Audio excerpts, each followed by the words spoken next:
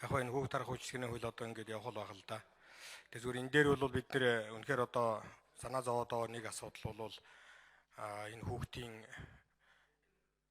хүнсний аюулгүй байдал, эрүүл ухааны аюулгүй байдал, очны аюулгүй байдал. Тэгэхээр энэ дотор чи олон юм орж байгаа бол тоглоомноос өсвөлэл одоо ямар байх вэ гэдэг ингээд энэ асуудлууд нь бол ярьж санаа зовоож байгаа. Тэгээ бид нар яг ярьж байгаа энэ хуулийн дээр тэр стандартыг засгийн газар боловсруулж оруулна гэсэн нэг заалт оруулсан. Тэгээ бодвол энэ стандарт ингээ гарах байхаа гэж журам дүрмээ гаргах байхаа гэж бодож байгаа. Хүүхэд тарах үйлчилгээний хуулийг одоо эсэргүүцээд исэн байхгүй гэж манай бүлгийн гишүүд хэлсэн. Бид нар бол эсэргүүцээд байгаа юм бол байхгүй. Зүгээр ер нь бол бид нар өнөөдөр тэр бүх хөл одоо ийм олон энэ бол мэдээж нэг цэг дээр төвлөрч хийгдэхгүй. Нийслэл хот одоо энэ өдөө орон нутгад бол энэ тэмдэг л одоо иймэрхүү үйлчлэгээнүүд бий болох бах. Тэр бүхэнд хүрч хяналт тавьж чадахгүй юу гэдэг асуудал дээр бол үнэхээр эргэлзэж байгаамаа. Өнөөдөр бид нэр малын махаар хоол хийж гинүү, нохооны махаар хоол хийж гинүү гэдгийг бид нар хянаж чадах уу? Тэр одоо 200-300 ч юм уу одоо хичнээн байдгийн тийм цэгүүд бий болоход тэнд очиж өдөр бүхэн тэр хоол унд бүх юмныхын шинжилгээг хийж чадах уу? Бид нар өчигдөр нийгмийн бодлогын байнгын хорон дээр энэ бас нийгмийн халдвар төвчний тухай мэдээллийг сонссон.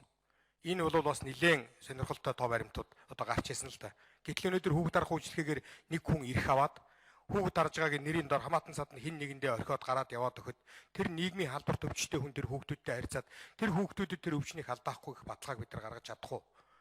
Яагаад гэвэл үнэхээр энэ хүүхд гэдэг бол өөрөө эмзэг. Сая оюунгөрл гишүүн хэлж байна л да. Зүгээр эцэг эхчүүд нь цалин өгөөд явуул гэж. Бид нар цалин гэдэг юм яриаггүй шүү дээ.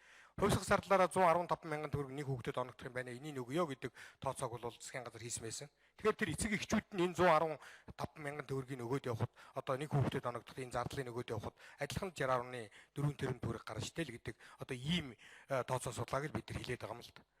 Өөр хүн одоо хүний хүүхдийг харах, өөрөө тэр нэг хоолных нь хувьсгал зардлыг аваад гэртээ хүүхдээ харах хоёрын хооронд ялгаа одоо асар их шүү дээ.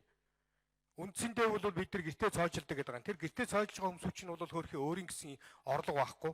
Ямар нэгэн аргаар ажил амьдралаа сайжруулахын тулд ажил амьдралаа авч явахын тулд мөнгө олохын тулд ажил хийх гэж л одоо хүүхд очуудаа цоочилж гарч яваад байгаа шүү дээ. Тэгвэл тэд нар тэр амжиргааныхын их усрын мөнгийг тэр хүүхдийн мөнгөн дээр нь дамжуулаад өгөөд явбал бид нар энэ хариуцлагын дээр илүү байх юм болов уу гэж ийм л юм бодож байгаа юм л та.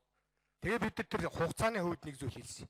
Хугацаан дээр би зүгээр үнэхээр одоо улсын хурлын гишүүдийг би анхаарал үзээсэй гэж бодож байгаа. Ирэх 16 оны 7 сарын 1-ээс хэрэгжүүлвэл ямар вэ гэж. Элдв энэ сонгуулийн хил ам хэрүүл маргаангүй талаасаа ингээд аваад үзэхэд нэг. Нөгөө талаасаа бол бэлтгэл ажлыг хангах үүднээс бол энэ үнэхээр чухал юм а гэж үзэж байгаа. Өнөөдөр одоо сургагч багш хүүхдтэй ажиллах хүнийг бэлтгэнэ гэж байгаа шүү дээ. Тэгэд чинь тэрийг бэлтгэхийн тулд одоо ямар хугацаа шаардлагатай вэ?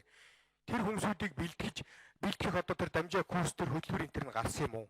Орон байраа бэлтгэх ёстой. Өнөөдөр орон байраа бэлтгэхийн тулд одоо 2-3 сарын дараа одоо 9 сард эхлээд явхад тэр орон байр нь бэлэн болох юм уу? Бүгдийг камержуулна гэдэг хоттой газар. Тэр камержуулсан тэр орон байруудыг чинь бэлдэж чадах одоо тэр боломж нь одоо байгаа мó. Ийм олон зүйлүүдийг бид нар тал талаас нь анхаарч үзэж байгаа учраас энэ дээр тэр ядахтаа одоо яг батлаад явж болдог байжээ. Хэрэгжүүлэх хугацааных нь хувьд бол бас нэг бэлтгэл ажил хангах тийм боломжийг одоо бас нэг олгох хэрэгтэй юм а гэсэн ийм байр суурьтай байгаамаа. Энэ үнийг бас нэг анхаарч үзээрэй гэж их хурлынхаа гишүүдээс хүсэж байна.